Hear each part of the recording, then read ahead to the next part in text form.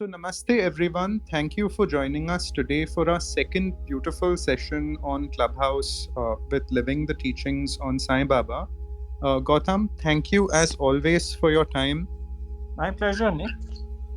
So, Gautam, today I wish to discuss a very important topic with you on one pointed devotion to Baba, and where spiritual life and devotion is not a matter of convenience.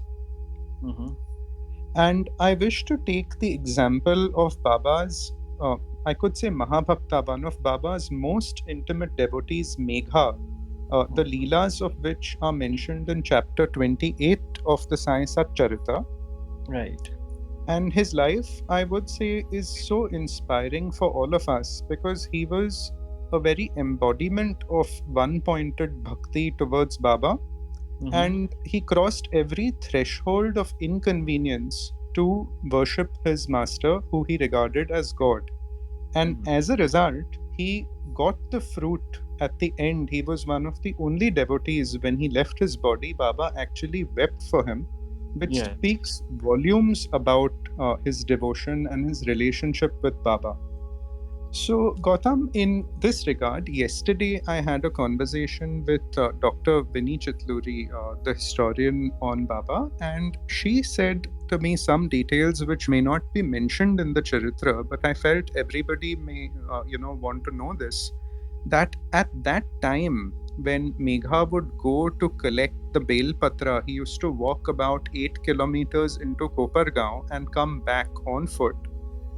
He would go into the forest. At that time there were no roads, it was a dense forest and it was full of dacoits.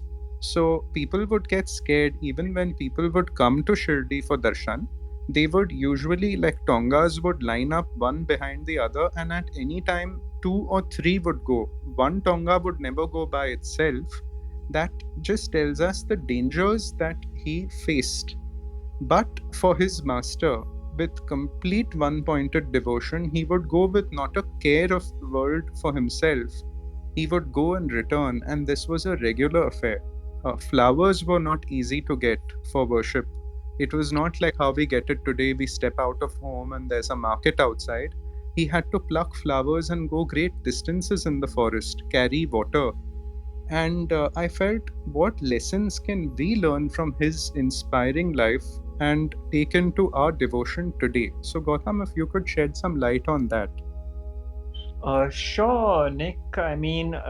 As you rightly said, how do we bring it into our daily living? Today, what can we apply from that chapter of Megha and Baba, you see? And I think it's pretty simple because, if we make the teachings our focus 24/7 and not just a kind of half an hour practice in the morning of, doing a reading or doing japa or chanting and forgetting it the rest of the day, that is how we would have closeness with Baba's teaching.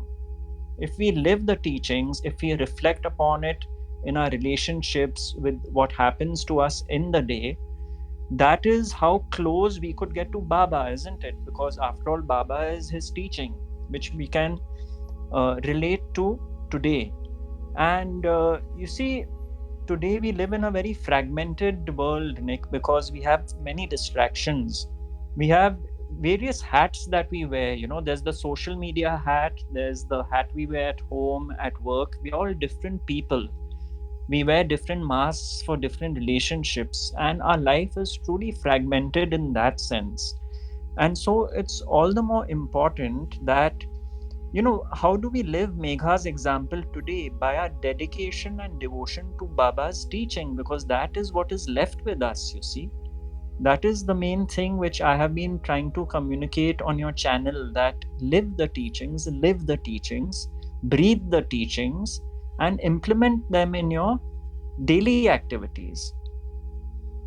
That's a very good point you raised, Gautam, about the fragmented, different sort of multiple personalities one almost has to put on in today's world. And Gautam, I would want to take an example in our very own channel, like talking about the devotion and sincerity of Vinny Chitluri and Pavar Kaka, Vinima and Pavar Kaka. I'll just share a little story that happened recently. So, my editor Anand, who has been with us since about 2 or 3 years, had gone through a very deep loss about 4 months ago. And then we had the COVID incident that came up, and there were lockdowns. So I knew Anand was in a very difficult situation, but I told him, I said, see, a lockdown is coming that is imminent. If you feel it is possible for you to go today to both Vinima and Pavar Kaka and we can do the shoots, we will have content to share with the community for the next coming months. And believe me, in the most difficult times, without a question, I don't think anybody, it would have not been easy at all. He went there, and even Vinima, who has a lot of pains, bodily aches, she's 78, said yes, despite it not being convenient in any way. Even Pavar Kaka, I believe, had fainted that day before because of the heat. He had gone out to Pune and something had happened. But the commitment to Baba, that Baba comes first, the very next morning the shoot happened. And I felt this is a good example in today's day that, and they are shining examples, both Vinima and Pavar Kaka, they are featured on the channel, that Baba comes first. So this was something I myself was inspired by, and I thought, the community could also know about this. Yeah, that's beautiful. I mean, like I say, some people are shining examples of living the teachings, and the two names you mentioned have just proved that, isn't it? Yeah, I mean, hats off to their devotion, and even Anand in a very, very difficult time to have, not even thought about it, but, your guru comes first.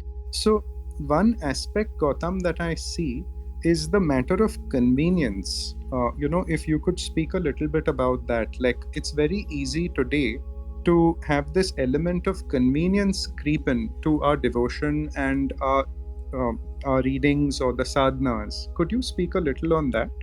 See, there are two things here. One is a practice which we may or may not have, like a specific reading or whatever it may be. We are not referring to that. Now, first of all, even that many people compromise on. They'll say, oh, I woke up late, or, I'm on holiday today. So that is one approach, but I'm more focusing on the teachings in our daily living. So the practice is one thing. Some people are drawn to it, some may not be drawn to a routine practice. But the second thing, more importantly, is application of the teaching in daily living. In whatever comes to me in the course of the day, be it pleasure or pain, how do I handle it? How do I react? What is my relationship with all the people I come across during the course of the day? That is, now even there it can be very convenient to forget the teaching. Let's say if someone pushes our buttons and we yell and scream at them and go on a rant, that means the teaching has gone out of the window. So isn't that convenient then, that we forget about the teaching when it doesn't suit us, and only when it Absolutely. suits us we remember the teaching? That is called Absolutely. convenience. Absolutely. And Gautam, the other aspect on one pointed devotion, like Megha was an example, outstanding example that everything, like Shivji was Baba, like Baba was Shivji, there was no difference, like absolute one pointedness. And, at least with the beginners, there is this tendency we will go to one master, one teaching, we will read this, we will read 10 books, we will go to so many different YouTube channels, and it only creates more confusion. Right. That also, if you could talk about, please. Well, you see, Nick, that is firstly a natural process. One begins and one wants to absorb and see what's out there and explore. That is all fine. The difficulty is if one continues doing that all the time, because then we don't really know what is it we are looking for. So we keep, jumping from one master to another master, one teacher, this teacher's videos, that teacher's videos, etc. So while it is good in an initial phase because you get a feel of what's around, you can get a sense of what appeals to you. But the fact is that in the long race of life, you cannot ride two horses, you can ride only one horse. So the point has to come where you decide That even if, for example, you're following Baba's teachings, let's say, and you take Baba as the Sadguru, but you feel you've benefited from someone in this life, in this incarnation, a living person, then you got to stick with one thing. You see, exploration can be a temporary phase. It was Nisargadatta Maharaj who said that you will get water not by digging shallow wells all over the land, but one deep well. But in our impatience and in our this kind of greed to consume and absorb more, even if it be knowledge, we dig shallow wells all over the place and we lose interest very fast. Our attention spans don't last, and then we miss out on getting hold of that water by digging deep. For this, we certainly need the ghada not upside down. As we said last time. Yeah. So, Gautam, just one last question on this. Suppose one has spent many years in that initial phase and now they wish to settle. They realize that Baba is where they find their peace. They don't. So, what could accelerate that process, or what would be the beginning steps to now deepen like that one path, one teaching, one master? Nick, you have to stay with it, you see. So, through all the vicissitudes of life, through all your challenges you face, if you hold on to one thing, one support, let's say, then you're going to be more stable. But if you keep grasping for other supports based on, just whims and fancies and convenience, you're going to be going from one support to another at the risk of drowning. It's as simple as that. In one thing that helped me was in times of difficulties, I would see what was the natural filter I would go through. Like when I was exposed to many teachings in my younger days, I started noticing that there was one particular thing I was going to in difficult moments that was almost becoming like the filter I was looking at life through. And Right. that then it cemented it for me. So that was my process. And Right. maybe that could help somebody if they try it that way. Yeah, that's a good point. Nick, I wanted to add one more thing. Yes. About Megha's devotion to Baba. There's a very important point here. See, the devotion comes from the heart, right? And that is why we know Baba wept when Megha passed on, dropped his mortal coils.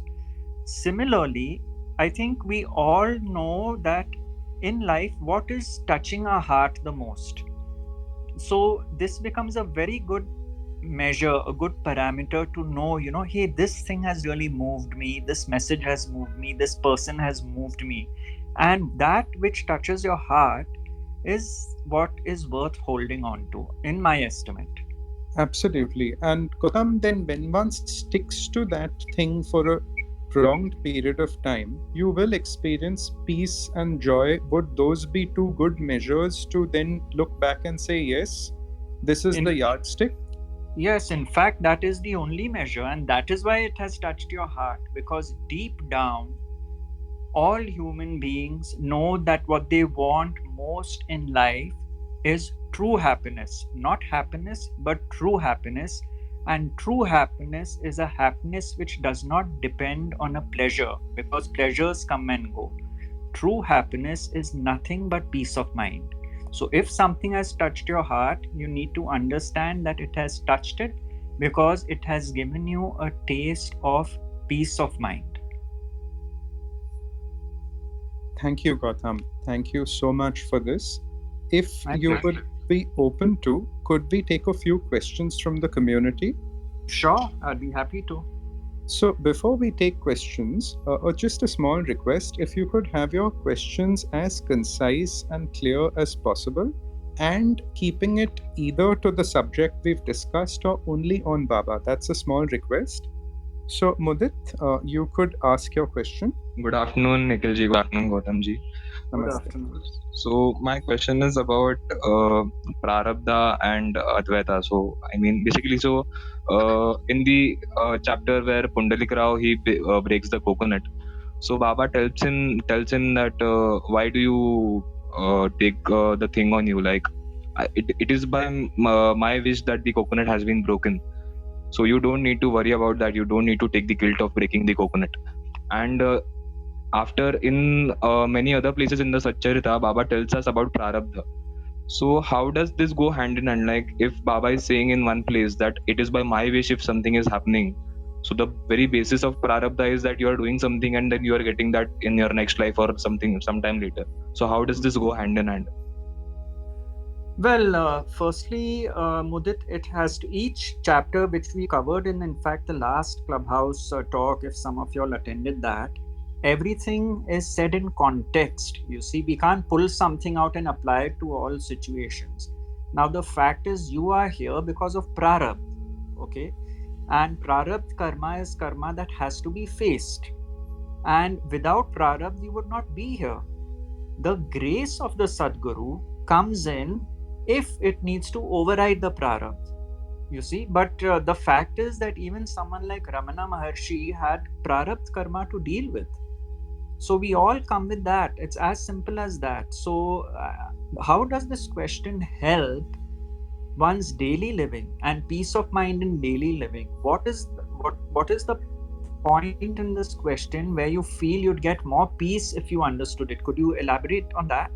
So how do I get Prarabdha if I am not the doer?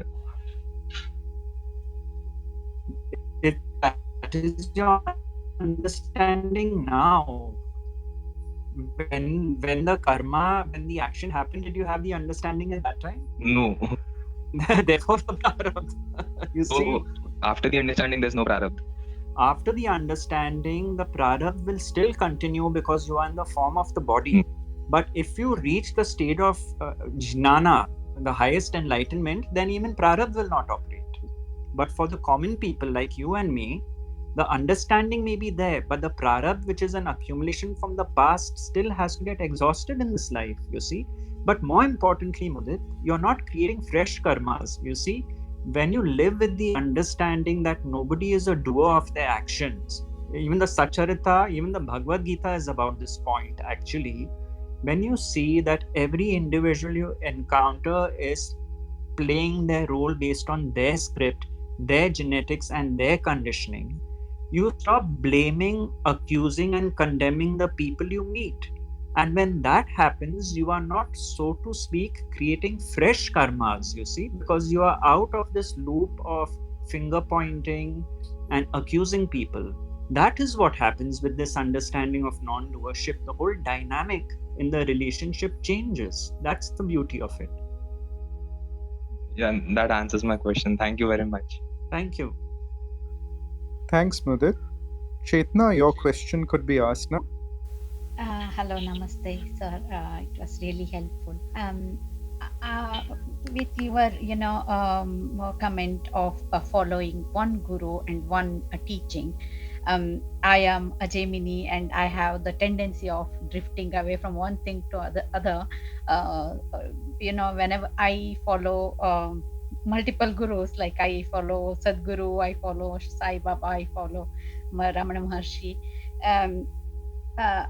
Sometimes when I even my mind judges, like when I see I do all the yogas of Sadguru from Isha Foundation, but I have a difficulty of completely surrendering when I see some videos where my mind judges. So I thought it is definitely not how a disciple should be. But when I watch Sai Baba teleseries, I end up in tears seeing the compassion of Baba, and I, feel like, oh, Baba is my guru. So how can I, come to terms with this nature of me? I know it is. I know it is not good, but I find it difficult to sort this nature out. Thank you. Well, Chetna, thank you for the question. And as you so rightly pointed out, being Gemini, by birth, this tendency is there. So that is clearly something not in your control. Now, see, this word follow actually has different meanings. You could still know where you belong and absorb different things from different masters. In my case, you see, what used to happen was I was going to my teacher Ramesh Balsekar for 9 years, and during those 9 years I met so many masters, so many yogis, so many psychics. I mean, I met all kinds of people and I enjoyed it, and I got something from someone, you see. But at the end of the day, I knew that I went back to my guide's living room where he used to give satsang, because I found my peace of mind there. Now, you see, if that is missing from your life, if you don't know that, okay, this is where I belong, and the others are practices which I benefit from, or maybe some people speak things which appeal to me, but you must identify for yourself, where do you belong? And if you don't have that answer, nothing to feel bad about it. Keep asking this question. As you come across more and more, the answer will unfold, you see. But without knowing that, that's what I pointed at, that you could really be going all over the place endlessly, and then that really does not have much benefit in the long run. So it's all right to do a yogic practice, a kriya. It's all right to, let's say you're absorbed in a particular teacher's videos, but which is that one pillar which you are holding on to, that needs to be identified, if not now, at some point in your journey. Thank you so much, sir. That is really. I hope that answers your question. Definitely, it is giving me a direction. Like I need to explore more where I belong. Thank you so much. Yes, you see, I remember about 10 years ago, I gave a talk in Pune, and a gentleman who was perhaps in his late 50s, he was in the same boat. He was saying, oh, I've done Reiki, I've done pranic healing, I've done past life regression, I've done this workshop, this Kriya Yoga, that. And what do I do next? And I said, but have you asked yourself, what is it that I'm looking for by doing all these? He said, no, I never asked that. I said, that is why you'll keep doing this. And he was shocked. He was completely stunned, because nobody had told him till that point that, hey, what are you looking for? Have you asked yourself that? And he was so grateful, because he said, now at least I know, before I enroll for the next course, what am I looking for? I have to ask myself that. And I told him, see, there are two possibilities. One is you already found it, but you didn't know you were looking for that. For example, you're looking for peace of mind. You met 20 different teachers. Think about them. Choose one you feel, my God, actually, this is what appealed to me the most, and go back there. Or, since you've still not hit the target, so to speak, continue looking, but now you have a reason to look, and you'll get the answer. It's as simple as that. Okay? Thank you so much, sir. Yeah. Wonderful. Thanks, Gautam. And there was just something I wish to add there, Gautam.